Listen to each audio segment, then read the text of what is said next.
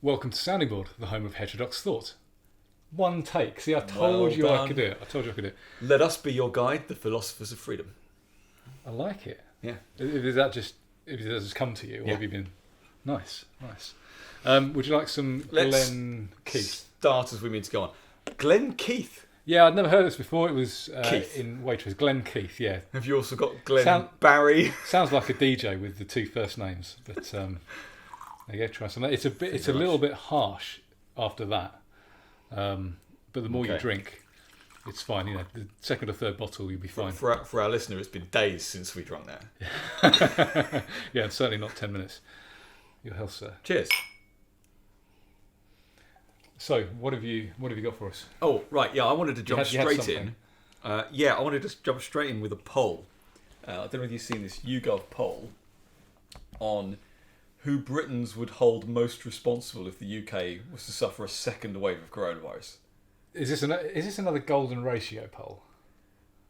Oh, I don't know. Is it? Well, it's public against government. It isn't. It's 52 to 30. 52 to 1. And of course, 52. If you add up the rest, I believe it adds up to 48. The golden ratio. I can't believe you didn't spot that. I hadn't even noticed that. 52 to 48. For our listener that may not realise that, this is only since the Brexit referendum, isn't it? 52 to 48 was leave to remain, and it keeps cropping up, doesn't it? 52 to 48. No, it wasn't because of that, although clearly you've seen it and you spotted that.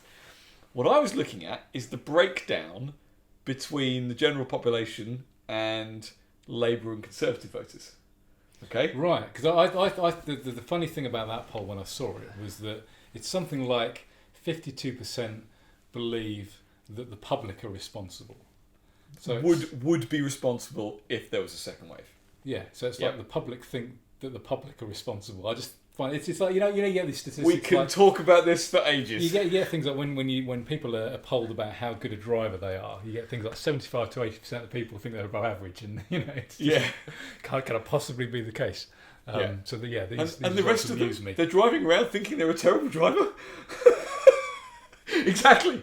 I'm not sure what's worse. Exactly. Overconfidence exactly. So 52% of the public think that the public would be responsible for a second wave. 31% think that the government would be responsible. 11% think neither. Now, can we just put out there straight away that they haven't polled on the virus being at fault here for the second wave of the virus? That this might be inevitable, no matter what you do? That its presence in the first place may have been inevitable. I'm putting aside 5G, bats in caves, Wuhan labs and wet markets, okay? But just that viruses might be inevitable. Well, no, but this is specifically about the second wave. Yeah, but the second wave might be inevitable. Well, that's what I mean. But aside from the cause of the first wave, this is the second wave. Yes. So I don't know whether that was even an option, but certainly this was clearly this poll is focused on whether you blame the public or the government. Yeah. And then you've got neither option. Our friend Dr. Nemitz made the point that he wasn't sure which side Brendan O'Neill would be on because the public are against the public. So maybe he's struggling with that a little bit. That's interesting because when I spoke in our last edition about reviewing the podcast from back before lockdown, when it was getting bad but we hadn't gone under lockdown, you made the point. You were saying, well, what's I said about democracy being suspended because Sadiq Khan, it had just been automatic that he'll just be in for another year. Local elections have been suspended. Everyone just gets to stay on. And you said, well, I wonder what Brendan O'Neill thinks about this because he goes on about democracy so much. But that's the same point. If the public are for the public being bad, what does that mean? Kirsten Nemitz did a whole thread on it. Very, very funny. Very clever. Let's talk about the Labour voters. Labour voters, 61%. Would blame the government. 28%. Not a shock. 28% would blame the public, and 6% neither. Now let's go to Conservative voters. 75% would blame the public. Only 7% blame the government. 13% neither. So the government is the smallest of those. Yeah, it's only 7% of Conservative voters. What my point is, we have got Conservative voters to blame for supporting this nonsense. That in a huge way. That actually surprises me a little bit. Me too. Because I would have thought that Conservative voters were at least not all of them. At least half of them would have been actually Conservative, and not and not for all these socialist measures that have been like the furlough scheme and lockdown and. Well, lockdown was right wing, in regulations and telling you what to do. Yeah, I guess they didn't take ownership of everyone's houses. But Conservatives aren't traditionally far right. No. The Conservatives are a different beast from right wing, the same way the Liberals are different from right wing. But this is my point, and this is 4-5 months in, or however long we are, that it's that much of a difference. That I suppose I find it interesting that Labour voters. I know 61. You're saying it's not surprising that 61% of them, the majority of them went for government bad. Okay. I thought more Labour voters hated the people. No, they don't. They don't claim to. Inside, they hate the people. They will never outwardly portray that they hate the people. That's the difference. 28% of them are willing to say they hate the people more than the government. Mm.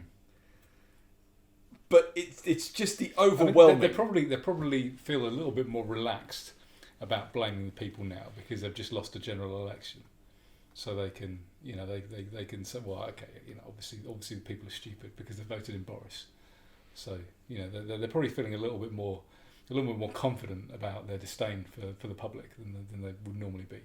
I think before a general election they'd be a little bit more hesitant about saying these things. But even then, you've still got.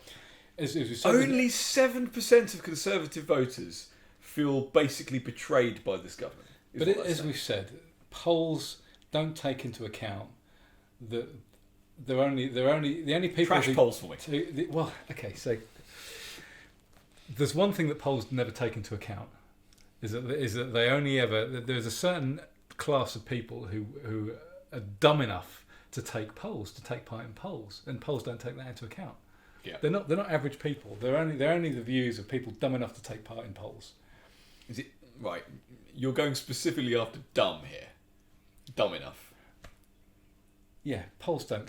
Any intelligent person will tell you that polls don't really matter, and anyone who knows anything about polling knows. Right, but you've accused me. It's all about the questions that you ask. You've accused me. They don't mean anything at all.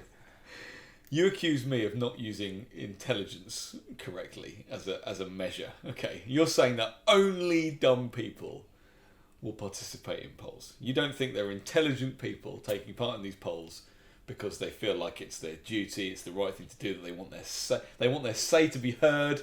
These are intelligent people. I reckon the average IQ of the poll taker is lower than the average IQ of the country. And the average IQ is 100. I mean, think of what the average IQ is. I mean, that's terrible, isn't it? Think of how dumb the average person is, and then half of them are dumber than that. Think of it. These are not bright people. Yeah, you're not wrong.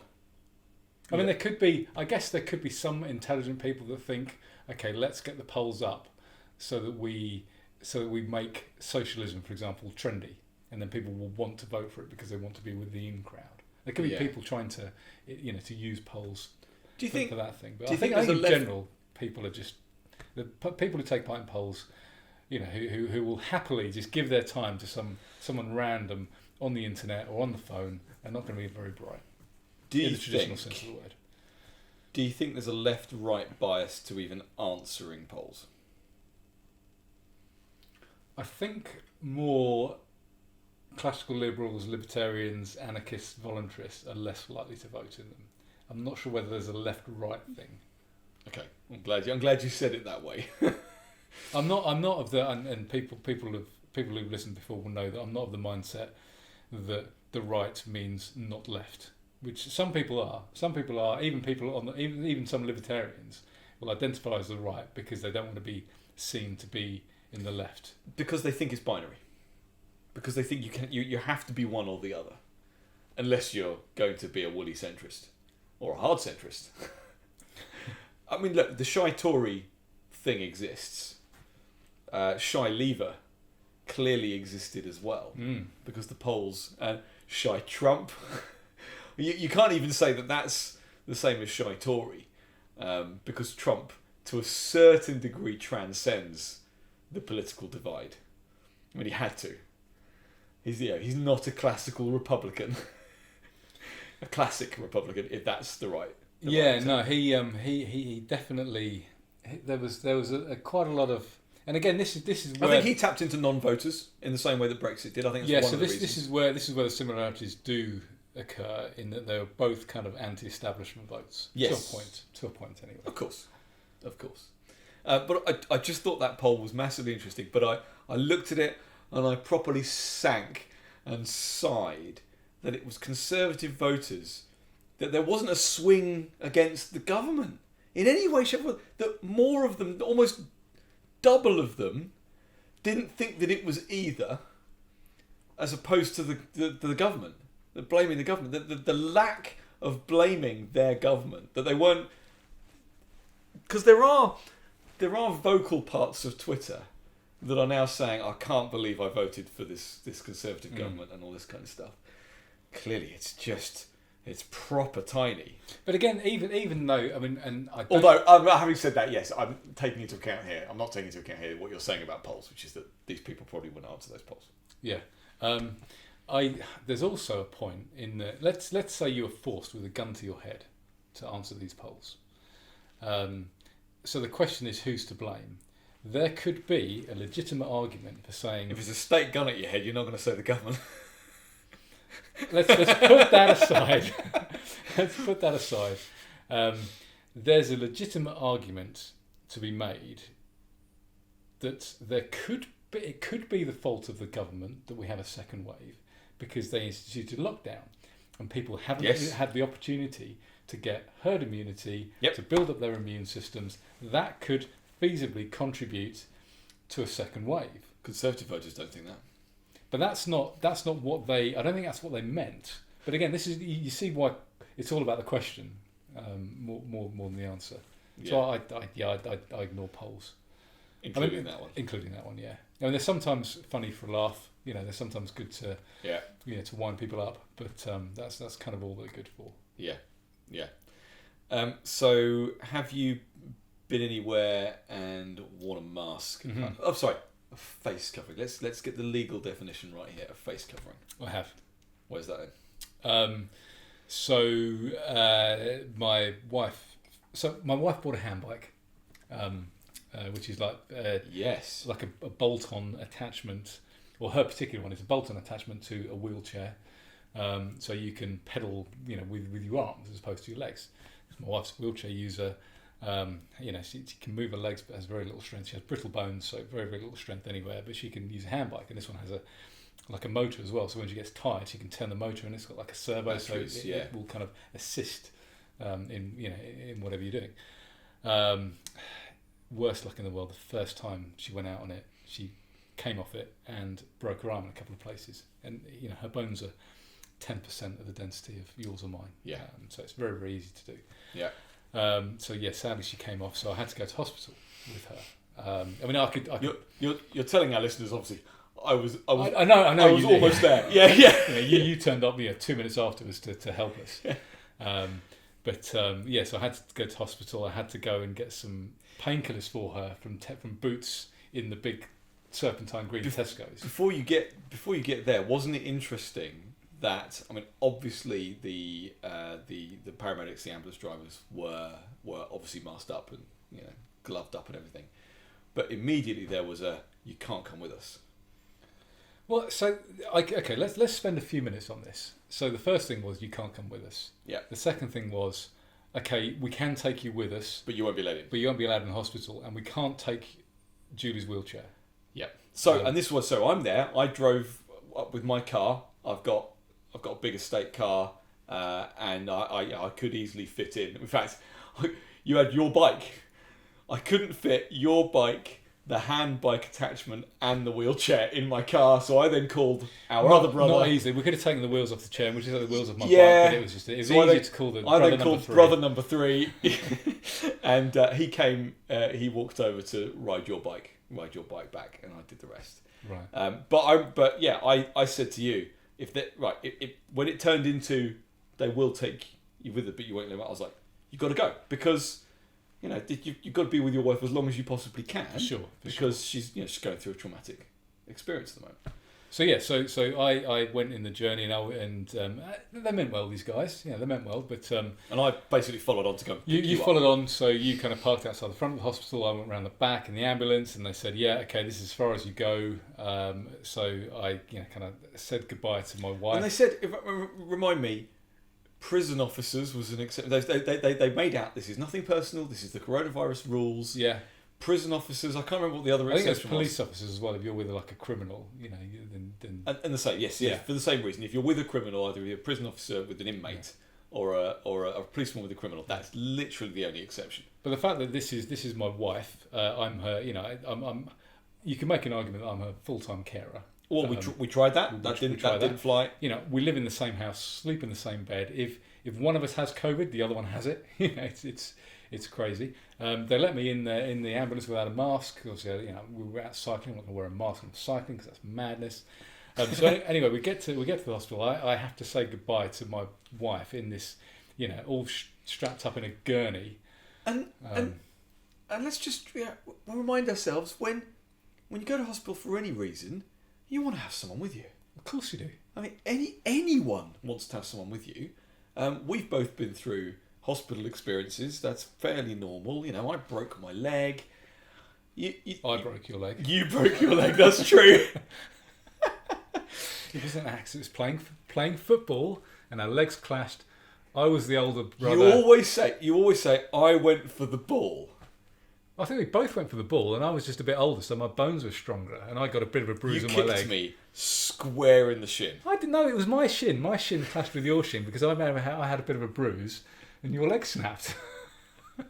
Anyway, it was nicer to have members of my family with me, even while I'm getting the cast on and all this. Sure.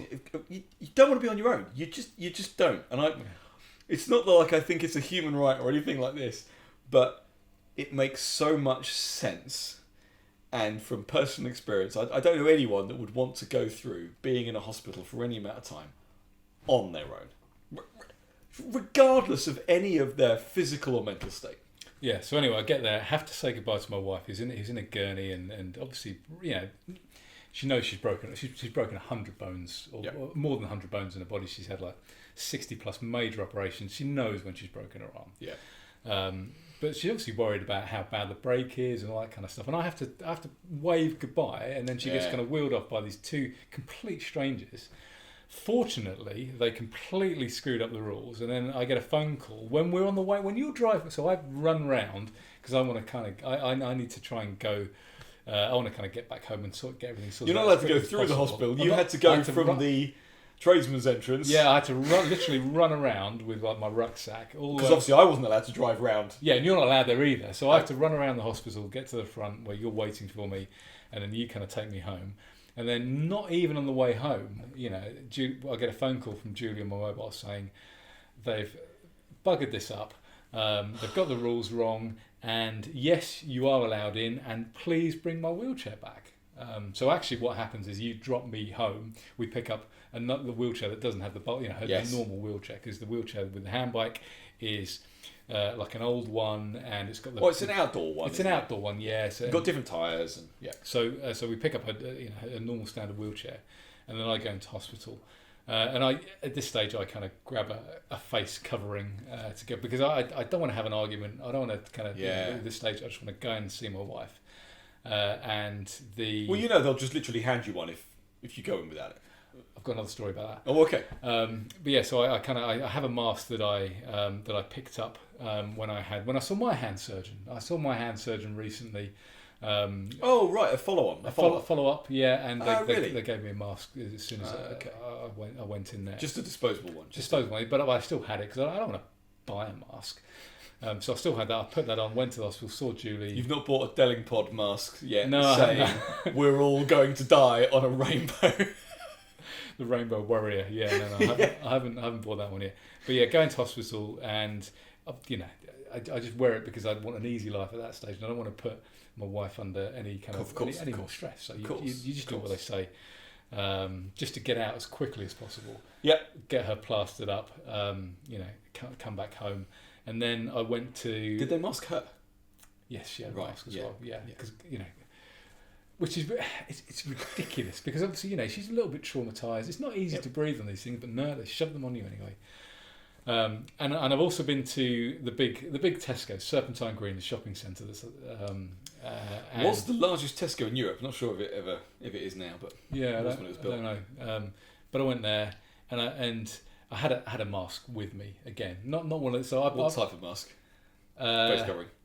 Did you take your Spider-Man one? Not on that occasion. I've been taking. So for those of you who are listening on audio, I'm just taking off one of these. What are they called? So this is just like a tube of fabric. This is a buff, like a neck gaiter. They call it. Gaiter. That's it. Yes. Yeah. So these are the. If you have to wear a mask, these are by far the most comfortable. Yeah. Because they're around your neck as opposed to around your ears. Your neck, and you can just kind of put them on, and they stay on. They're comfortable. I've been. Anyone who knows me, I've been wearing these around my wrists in summer for years because I've got no hair, and if I'm out in the outside, I can get sunburn on the back of my neck a lot. This is like a UV. I've got a couple of these, are UV protected, so if I get too hot, I just stick it on and it protects the back of my neck. So I wear these in the summer on my wrist because they're off, if I'm up and outside, I can just kind of quickly put it on. But I use one of those to get into Tesco's. There was a man standing outside checking everyone for masks at the time, but I needed to get some painkillers. So they were enforcing it. Yeah, I don't. If I'd have said I've got a medical exemption, I'm not sure what would have been said. But I again, you just wanted speed. I wanted speed. I wanted to get in, get some painkillers for my wife, get some ibuprofen and some codeine, and then just bugger off back home. So I just wanted an easy life. Other than that, I've been ordering everything online. We get milk. I've had a milkman for 20 years. So you've been avoiding going. I've been avoiding going out. I've been. We get vegetables. You get a vegetable box. We get a vegetable box every week. Before the mask rule, I went up and my freezer is full of steaks, chicken, pork sausages. So I've got supplies because I don't want to have to wear a mask. You panic bought. No, this is not a panicking. This is sensible buying. This is precautionary buying. Because I don't want to go out and have to wear a mask. I mean, I will if I have to. Yeah, as you showed. For an easy life. Yeah. Well, I think I've laid out in a previous podcast all the reasons why I don't want to, and all the reasons why actually if you're going to call it medically speaking for hay fever and all this, just anything, even just brushing up against my nose can cause my nose to run. It's like I have an allergic reaction to just the presence of anything, and then my nose starts running. I start sneezing, whatever. I find that really difficult, and I'll argue with anyone on that point. I'm ready to just say I have an exemption and see what happens. I've not gone out and bought a lanyard with it on. To me, that's like having a yellow star as far as I'm concerned. So I don't want to do that. I don't want to mark myself out. I don't want to spend my own money on these things. Either. No. And at the same time, I am marking myself out as being different by the lack of wearing something. But so far I've not worn any kind of face covering. Nice. And I'm not a hero, but I have been. Initially, I went to our local shops over the bridge. Yeah.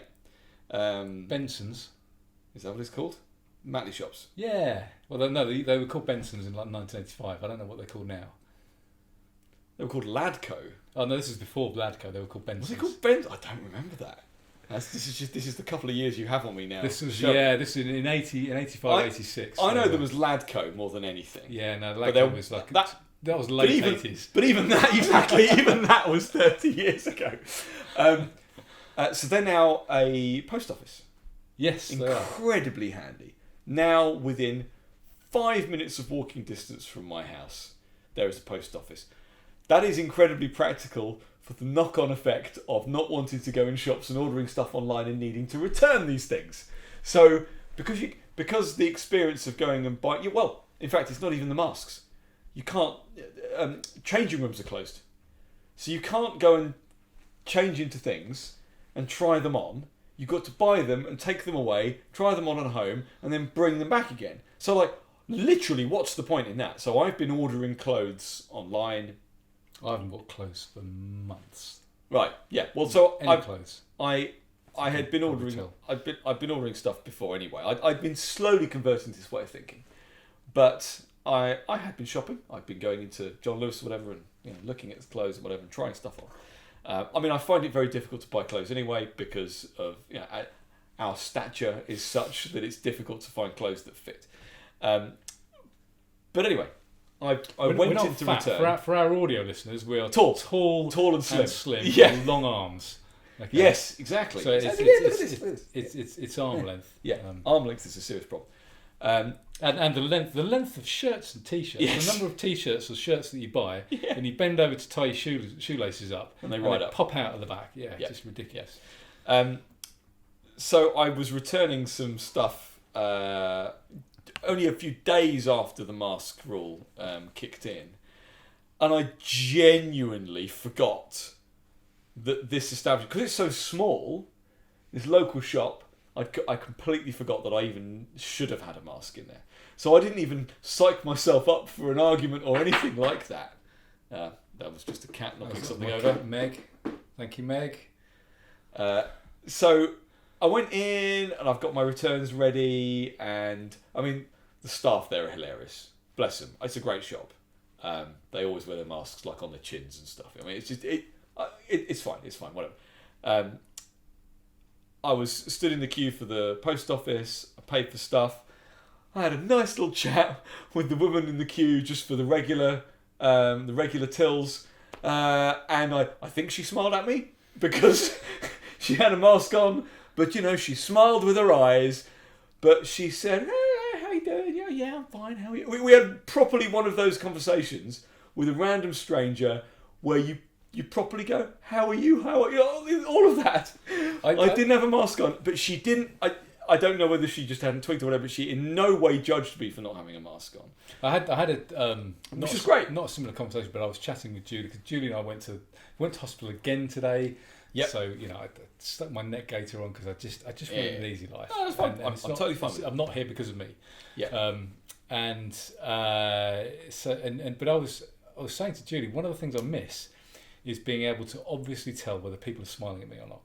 Yes. And there were people, and you'd see, and you'd almost have to like go out of your way to kind of to nod your head to just random people as you made eye contact, because you can't just smile. There is no smile anymore. There's no smile. It's awful. There's no smile anymore. Absolutely. Well, and this is why I wanted to talk about this, because I wanted to talk about what experiences we've had so far, and the changes in behaviour as a result.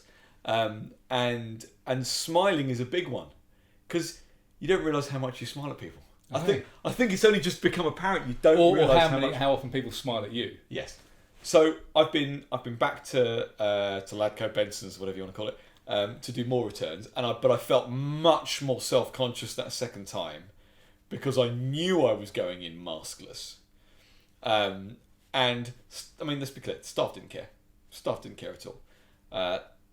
The second time I went in, which was this week, everyone in there was masked. There were 3 or 4 people that were masked. It did feel awkward. It definitely felt awkward, and I didn't enjoy that experience. It felt like I was being watched. Today was the first time that I went to Little Tesco, our little local Tesco.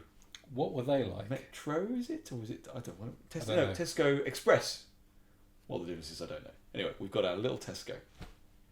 And the reports I'd had from other people. I've specifically avoided this because, again, I didn't want the arguments. I don't want to get into.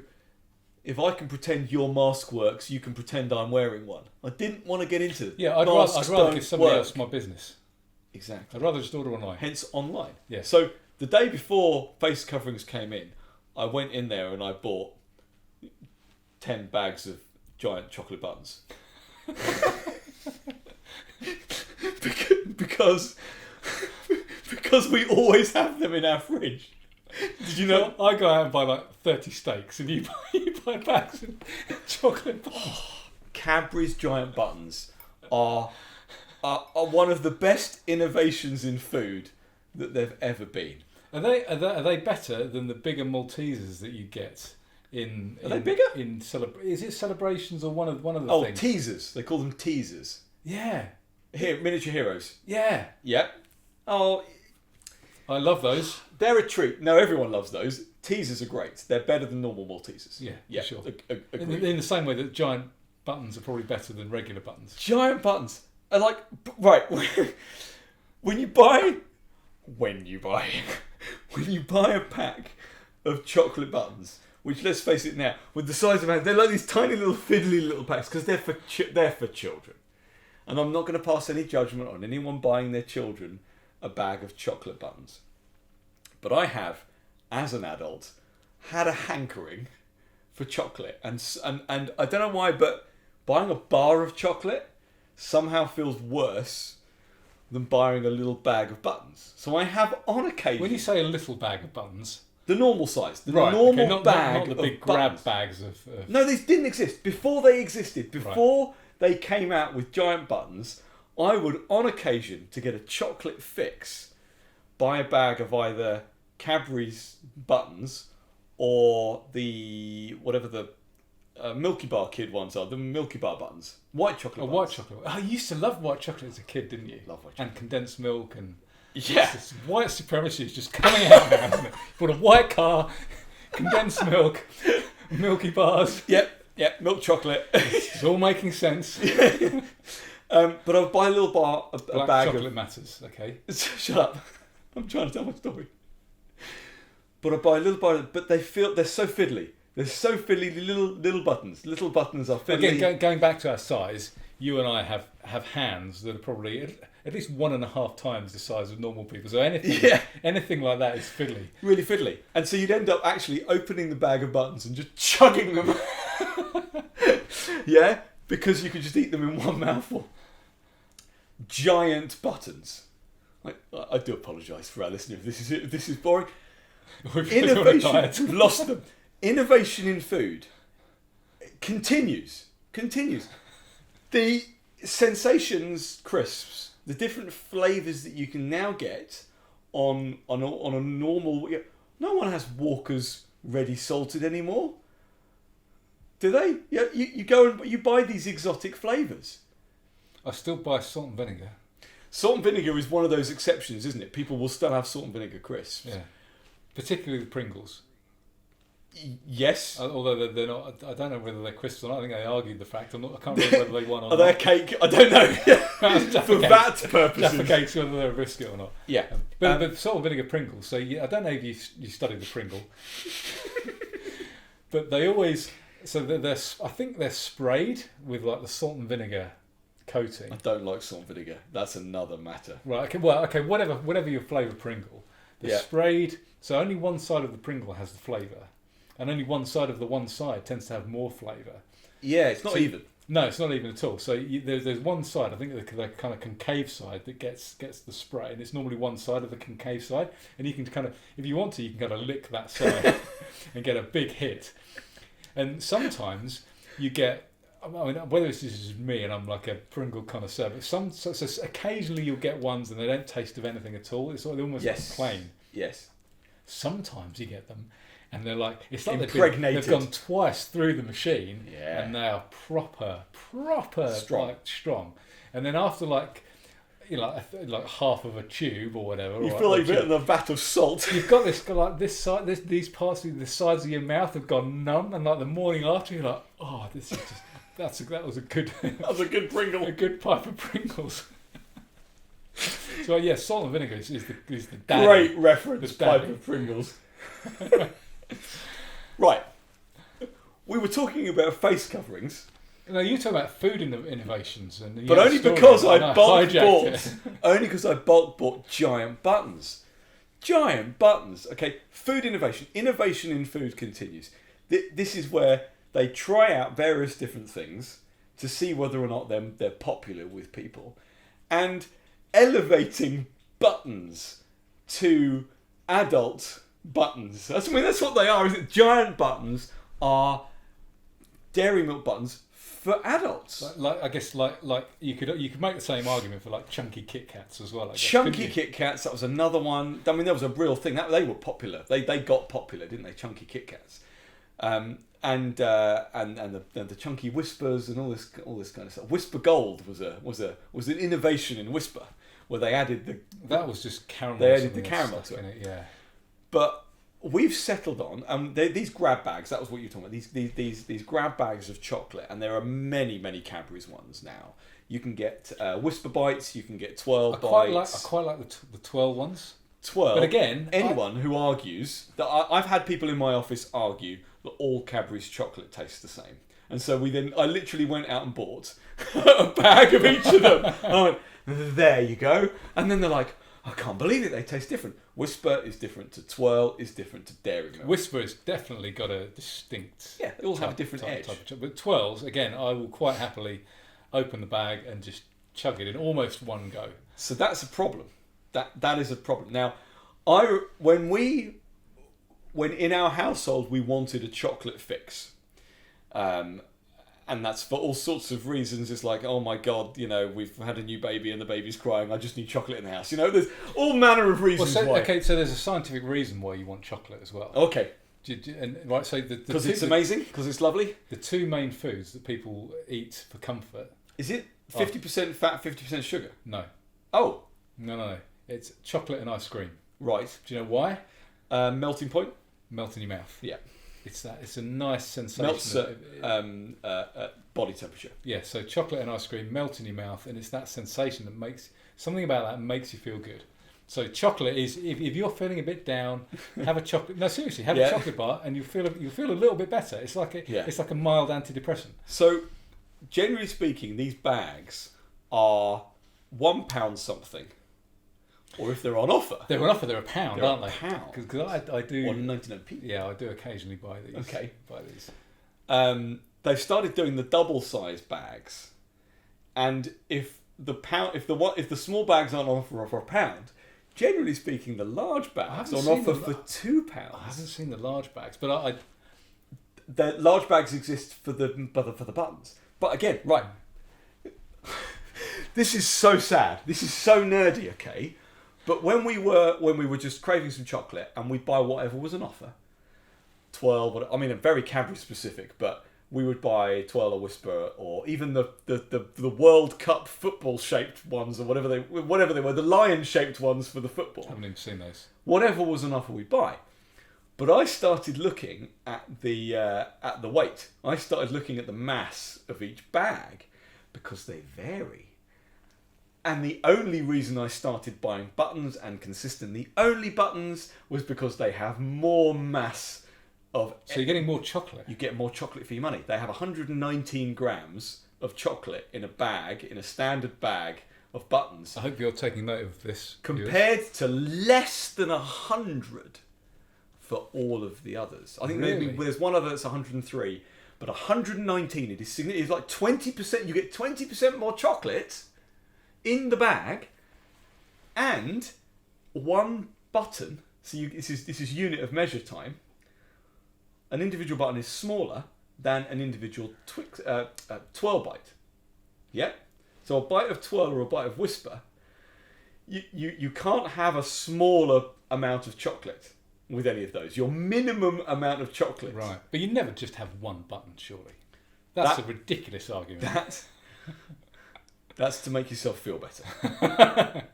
The concept that you can have one of something, but that you actually go in and have three, It makes you feel like you have. When do you more have 3 or 4? You must have 30 of these things at a minimum, surely. No. So we have a bag. We have a permanent bag. Right, get this. Okay, here's an argument for you. We put them in the fridge.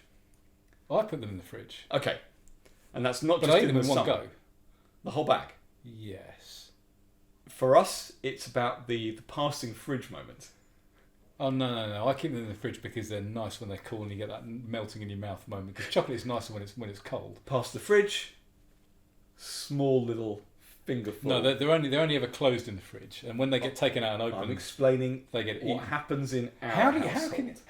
How can you leave a bag of this delicious food open and not eat it? There is an open bag in our fridge all the time. There's another a bag ready to go in. Or there's another bag in there already. Right. And it's a hit. It's the little chocolate hit you get. But the buttons, right. So I've gone through the reasons here.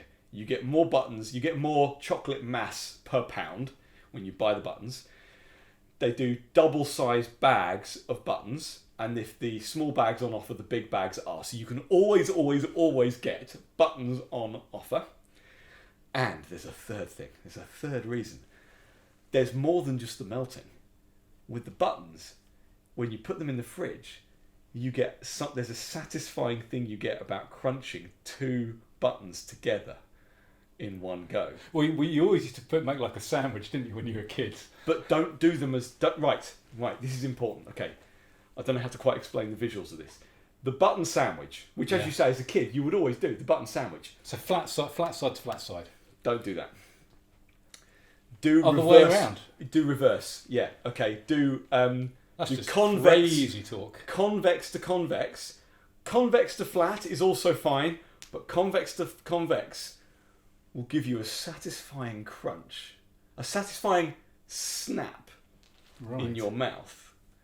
So you get, but it's the same reason as the melting. You're not just going for the satisfying melt. You're also going for this strange, satisfying snap in your mouth. Right. I'll tell you my weakness is minstrels in these bags. Minstrels are lovely. Yeah. Do you like... What are the ones without the shell? It's another Galaxy invention. It's Galaxy minstrels, isn't it? And Galaxy... What are they? Counters.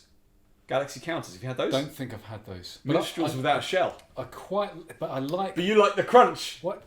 I like the fact that... So I like both. So what will happen is... I mean, let's be clear. A bag of these will get eaten in one go. Yeah. But what will normally happen over the course of an evening, I'll be just like reading a book or whatever, and I'll just have a minstrel and I'll just let it melt in my mouth. Yes. As long as possible. And you get this kind of... almost like, you don't remember Charlie in the Chocolate Factory where you used to eat like a tiny bit of this chocolate bar and it lasted 6 months and you're savouring it.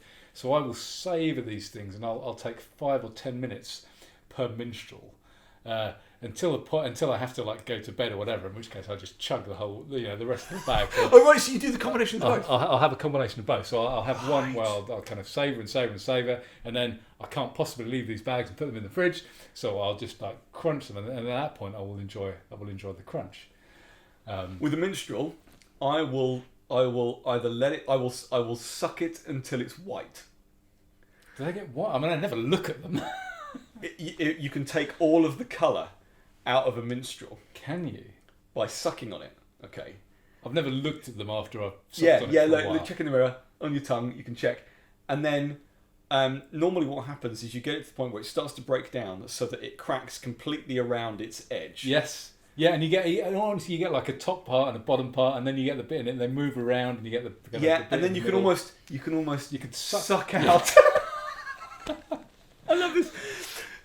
This might not be interesting at all to any. It doesn't matter. Most people have turned off, but it's like eating an oyster. It's getting out the delicious insides, and then you're left with just the sugary coating at the end. You can do the same thing with Smarties.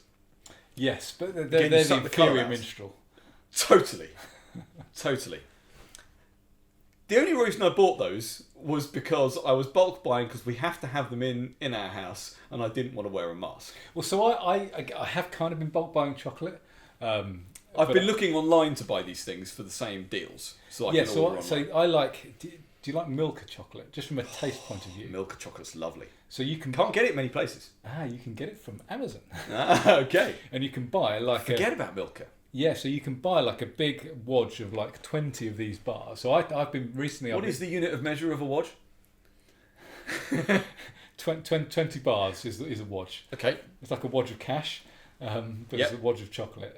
So 20 bars for like £22. I've been buying recently the ones with hazelnut in.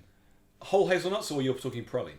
No, yeah, like kind of, yeah. So they're sort of like kind of scattered with little hazelnut bits. Right. So it is crunchy. Yeah. Right. But very, very, very nice. Again, Yes. one bar gets eaten in one go. Yeah. But you get like this kind of shop type cardboard box where you kind of take the end off and Yeah. pull out a chocolate glass. I've in my fridge, and they're perfect for fridges. In like one of my shelves, I've got like I've probably got 15 left so far. I haven't been eating... So you've got this whole thing in your fridge. Of course I have, yeah. Taking up a shelf.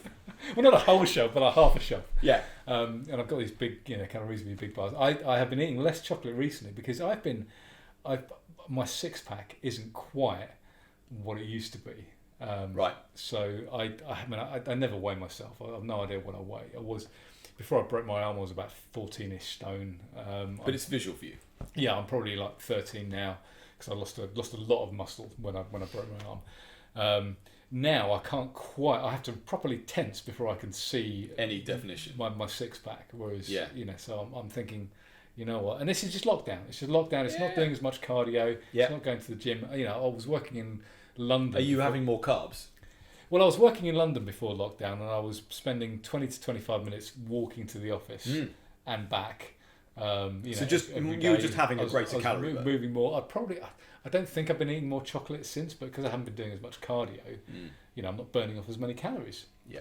And the stuff I do down the gym is just lifting weights. I don't really bother. Other than the odd bike ride. And again, I used to go out. I used to ride with my mates every week for hours at a time. I'm going for the odd half an hour ride now. Just not doing as much. So yeah, I'm kind of cutting down on the chocolate and on the Pringles. Right. Unfortunately. Right. Well, so we ran out of chocolate today. We went. I have some. If you need a chocolate fix. Maybe after this that's fine. But no, my point is I'm going back to masks. Face coverings. Right. Okay. Sorry. Bring it back. I had prepared enough to get to this point and not need to go. Caroline had actually been a couple of times. Really not liked having the mask on. Not at all. You can't breathe as easily. And I don't care what and also anybody says. again reporting back the same things about not liking not being able to see people's faces, not being able to see a smile, and actually really struggling to hear people speak. I mean, you really are muffled when and not being able to hear members of staff if they've got them on. And you don't realise it's not only deaf people. Non-verbal communication. Yeah, it's not only deaf people that lip read. You and I will lip read all the time. Yeah. To a certain extent, if you've got people who are mumbling or not speaking clearly. I suffer from tinnitus, and so I do struggle if I do rely in noisy environments. I do rely on a bit of lip speaking or whatever the hell it's called. So we got to today and we run out of eggs. We're a big egg eater in our house. We will order 36 to 48 eggs every week. Yes, one of our neighbours goes to a farm and gets eggs, so we don't need to go to the shops to get eggs. Really? Yeah. So we're whole family eats eggs. So we ran out of eggs and ran out of chocolate. And next delivery doesn't come till tomorrow, so I needed to go. And so my wife was always like, "You need to go on your way back." And I've been avoiding going to Little Tesco's because I know from everyone who's gone there that no one has ever seen anyone not in a mask at all. And so I have been dreading it, but I went this afternoon. Went at about 3:30 this afternoon on my way back from work. Way back from the office, and I just marched straight in. I did kind of keep my head down. I'm not wearing my non-maskness with pride in any way. I'm not looking for a fight. I'm not looking for anyone. You're not taking selfies and I didn't take a selfie. I'm not posting selfies. It's a small shop, so it would have to be pretty deserted for you to not be near someone. Like, I don't want to wind anyone up. I'm for the easy life, for the same reason you were saying about wearing masks in situations, for the easy life and because it's not about you.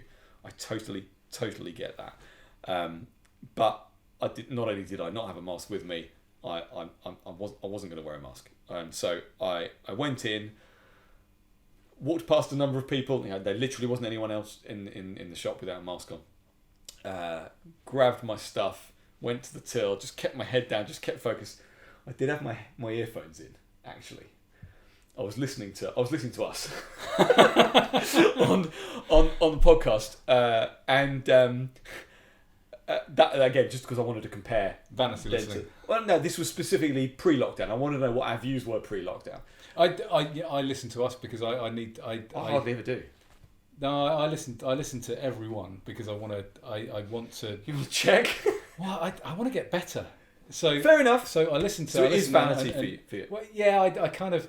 If I make any mistakes or I stutter or I do anything badly, then I don't want to do that again. So I try and make a mental note and think, don't do that again.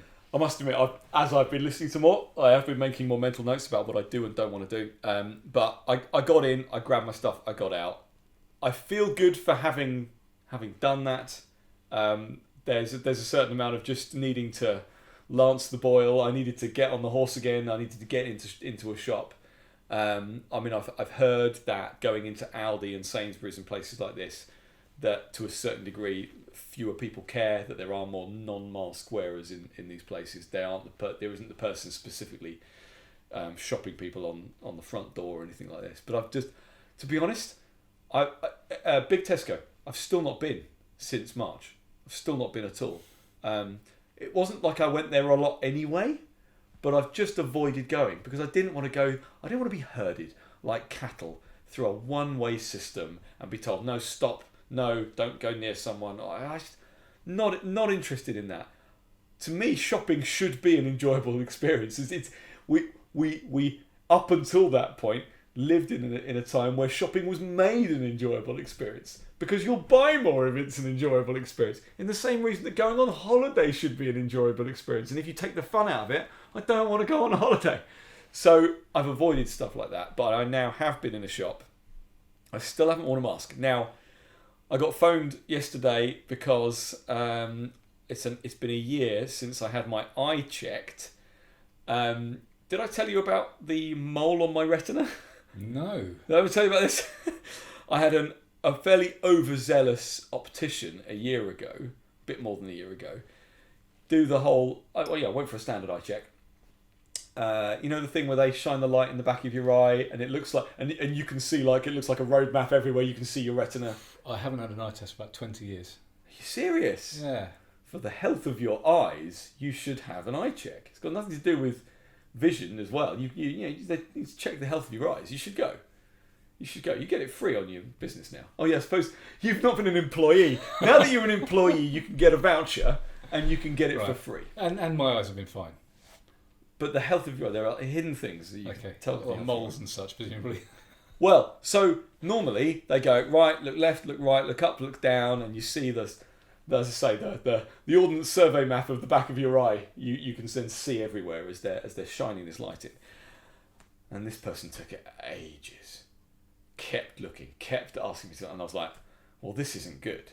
You're clearly trying to look at something here. And then I got the at the end of it. Here we go. I'm going to refer you, yada, yada, yada. Got referred to an eye specialist. And then I went to a different clinic. Had eye drops that make your pupils like saucers. Okay? In order they can see more easily the back of your eye. But it lasts for hours. It was horrible. I couldn't... So you have to have sunglasses on, presumably, because the light must just kill your eyes. It was awful. Yeah. So I couldn't drive, had to be picked up, but I felt dizzy. I couldn't... Sorry? You keep saying I. Yes. But I couldn't see. It was too much. Even being inside with normal light like this, it was just too much. But I had a phone call saying it's been a year. It got checked out. It was just a mole. Turns out you can have a mole on your retina. Turns out you can have a mole pretty much anywhere. And some people get a mole on their retina. I've got a mole in my retina. It should be fine, but we'll check you up in a year's time. So I've had the phone call for that. Booked it in for next week. And then they started listing all of the rules. And I'd booked this in and I'd forgotten. You know, you forget about this stuff. And the only thing I'd remembered was I'm going to need to not drive and get picked up, and I'm going to not just need an hour, I'm going to need a few hours afterwards. I'm not going to be able to have any meetings or phone, maybe some phone calls, but I'm not going to be able to have any video calls or anything like that, because I'm going to have this horrible stuff that's keeping my pupils dilated. I've had the letter now confirming as well. You have to wait in the car park. You're not allowed in. You have to wait in the car park you turn up, you phone them to tell you you're there, but then the waiting room is the car park. Now, I waited for over an hour last time to go in. So, I've no idea how long I'm going to be waiting for in the car park. You've got to be wearing a face covering. You're not allowed to use the toilets. It literally says in the letter, use your own toilet before you arrive. Relieve yourself before you come. You can't use the toilet. Have you told them to sod off? I haven't, because this is one of those situations. I don't know what to do in this situation, because I want my eye checked to check it's not, this mole hasn't developed into something horribly cancerous. 20 years and it'll be absolutely fine. I wouldn't worry about it. Well, so this is the other thing. The doctor, the ophthalmologist, said you might have had this since you were born. You might have always had this and just no one's ever picked up on it. But now that we have, we should check to see if it changes. In any mole on your skin, you should check if it changes. So I don't know. I don't know whether to turn up and say, entering this medical establishment for health reasons, I'm not wearing a mask. They'll probably just say you're not coming in. So I think I need to be ready with some kind of face covering. But that is the only situation I think that I'll have one. So I have looked up the Delingpod shop for the Rainbow Warrior. There's another one as well with the metal mask. fence. And it's like a grid, isn't it? Yeah, it's like a barbed wire fence, and then there's the virus chuckling, saying, "Oh, I'm never going to get through that." Or, yeah, exactly. So a mask. I don't know whether to do that, but again, the confrontation you have. Bearing in mind you're dealing with medical people who've maybe in this situation not got your life in your hands, but they can make your life uncomfortable. Yeah, you probably don't want to antagonise those people. This is it. I could lend you my Spider-Man mask that just has the eyes. Just has the eyes. So I said to you, I don't know whether I did it on the podcast, like, if you're going to wear a face covering, then to me it should be the Spider-Man mask. But you can't just wear the mask. You've got to wear the full head to toe, and you've got to dive in. You've got to kind of walk around like because otherwise surely it would look ridiculous. But anyway, I have one of these neck gaiters I've got is like a skull kind of mount. That's the one I've been using, which it just looks a bit kind of freaky. But it's just a bit of a laugh. But you've had your NHS experience, and because of the accident your wife had, and you masked up. I'll probably wear something. I probably will wear a gaiter or something like that. I'm just worried though, because I wear this on my wrist. I'm worried that and I've worn these I've worn these on my wrist for years because they're really handy for stopping the back. I don't know whether I might be slightly fairer skinned than you, but the back of my neck burns. You were born blonde. Yeah, and I think I was born ginger. Nah, you were blonde. I mean, I wasn't How do you know? There, but we've got photos. Yeah, but I definitely had. Apparently, I had ginger hair. Oh, really? Yeah, for like a month or something, and then it just fell out and then you grew were back a blonde. Originally, I used to have ginger hairs in my beard. Fortunately, the white has now overtaken the ginger in my beard. I know. Yeah, it's the only good thing about grey hair. Yeah, so my beard started going grey in my early to mid 20s, I think. And it was great because it's like the ginger covering the ginger. Went white. Well, not grey, went white. Yeah. Went white first. But anyway, so I kind of, the back of my neck can get burnt quite easily. So I kind of wear these on my wrist because it's just easy to kind of stick on, protect my neck. I'm worried now that people think I'm wearing it because it's like a convenient, or I'm wearing it on my wrist because it's a convenient face covering mask. Have you seen Brett Weinstein on he's been on Rogan on a couple of podcasts where he's got his little. It's not a gaiter. It's a bandana. But he makes a point of saying, I wear this because I can easily put it up and put it down and put it up and put it down. It's like, I'm not. Which is the complete opposite of what you're supposed to do with the face covering, isn't it? You're not supposed to touch it. You're supposed to put it on. You're supposed to then take it off and wash it. I mean, what he was describing, because I've listened to that edition of Rogan, and what he's describing is specifically what they guide you against doing in the UK, and I'm sure in other places as well. But I have been tempted to get and buy. I don't have any bandanas. I'm sure you have, but I don't have any bandanas. Tempted to buy a proper red cowboy style bandana. Oh yeah. And a hat and boots and a holster and a fake gun and everything, because and spurs and the lot. Because again, if I'm going to be wearing a face covering, I want to be in character. I want to walk in and walk in that cowboy style. Kind of. Well, I was thinking. Just while we're talking about hats, those kind of the Australian ones with the corks. Yeah, they're probably just as effective as a mask. But I was thinking about. Well, I said a dunce's hat was as effective as a mask. Well, I was thinking that if I was gonna wear a mask and if I was properly trolling, I want one of those Zorro ones that just covers the eyes. They told me I had to wear a mask. So because the regulation says a face covering that covers your nose and your mouth. So yeah, you're not wearing. And this is where I because most people haven't read it, I have been tempted to get the classic medical mask, but just like wear it over my head or something. I've seen people wear two. So like I saw the video. One over the nose. The video with the guy who's eating. The guy's just eating in between. That's genius. Where he just goes. I mean that is very funny. That is very funny. Yeah. But yeah, I'm not going out there trying to show up everyone and saying, look, I'm waving the flag for no masks and all this kind of stuff. They're useless. Hats off to people who do. I might do a set. Look, if I go to a larger store and there's not very many people around, then I might do a selfie and you'll see it pop up on Twitter. I'm ready, but I know the regulations. I know in the same way that I prepped for being outside of my house and having a good reason. I am going to be non-masked, and I'm going to have a good reason. We could always try going to a few stores in the area and see what they do. Well, we could go together. Yeah, that's what I mean. Yeah, we could go to Waitrose and we could go to the supermarket. We could test out all our major supermarkets. Yeah, we could do that. See what happens. Yeah, but that's been my mask experience, and that's just one other thing as well. While we're talking about masks, I said I had a small anecdote about the hospital.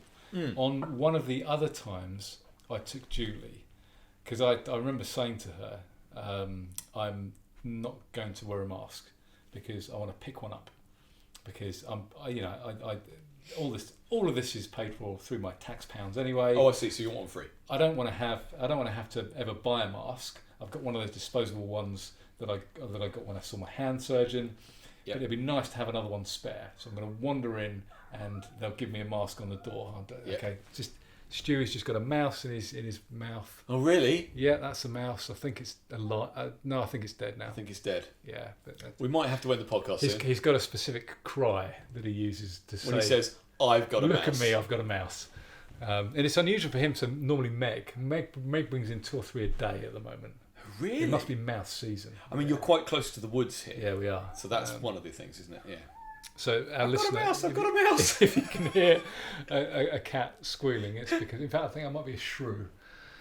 And he's chucking. Normally he plays with it. He'll throw it up in the air and he'll probably bring it over here as a gift. Anyway, so I said, look, I'm not gonna wear a mask because I want to get another one. If I need to wear them in shops or I need to get you painkillers, I don't have to. I'm not going to spend money. Don't you want the same disposable mask to get dirtier and dirtier and screwed up in your pocket, and you pull it out and you pull on this horribly stained yellowed browned mask to put on? If it was on the outside, but I don't really fancy actually putting that over my mouth, so I thought I'm going to get another one. Yep. So we went into hospital. Julie had a mask because she wasn't bothered, and there were guys on the outside checking, and I said, look, I don't have a mask. Do you have any? No, just go over to the mask services, to the fracture clinic, and I'll give you one more there. So I had to walk through the hospital all the way without a mask. They didn't even provide you with one. No, not on the door. That's hilarious. So they're not really. They're not enforcing following their own rules. This is in a hospital. And if masks work, that would be the one place that they should probably, sick people. Bearing in mind what we've said about them spreading in hospitals. Yeah. Because people are vulnerable. Again, I would kind of sympathise with that view of I'm gonna mask up if there's the chance of saving someone who's very vulnerable. But the people just walking around in the street and whatever, it's just nonsense. Yeah. Right, I think we should probably end our rambly and special rambly edition of Sounding Board, especially because it's time to deal with. Thank you, Stewie. You're a good boy. Thank you so much for bringing us a mouse. You've been listening and watching Sounding Board. You can go to soundingboard.com for all our previous editions. Subscribe, share. We're on all your favourite podcast apps. We're on YouTube. You can click on the little bell thing to be informed of whenever we do a video as well. I'm sure you love seeing us. But if not, you love listening to us. Please share us with all your friends, and we'll see you next time.